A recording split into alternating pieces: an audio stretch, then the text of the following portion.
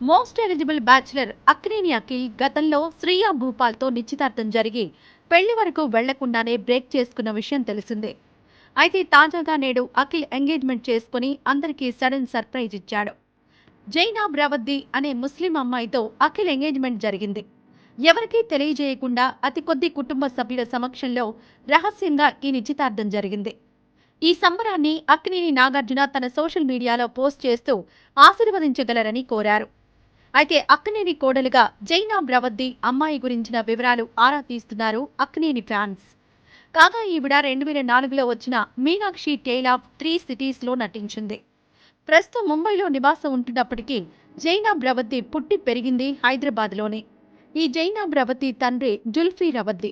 ఇతడు ఆంధ్రప్రదేశ్ మాజీ సీఎం జగన్మోహన్ రెడ్డికి ముఖ్య సలహాదారునిగా పనిచేయడమే కాకుండా గల్ఫ్ దేశాలకు ఏపీ ప్రభుత్వ ప్రత్యేక ప్రతినిధిగా సేవలందించాడు. జల్ఫీ రవద్ది కుటుంబానికి కొన్ని వేల కోట్ల ఆస్తులున్నాయి.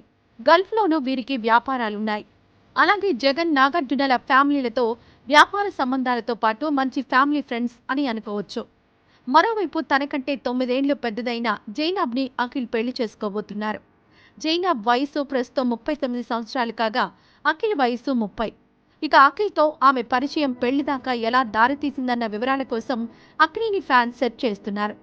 ఇక డిసెంబర్ 4న అక్కినేని నాగచైతన్య, హీరోయిన్ శోభిత మ్యారేజ్ జరగనుండగా ఆ వేడుకలో Akhil Zainab centre of attraction అవనున్నారు.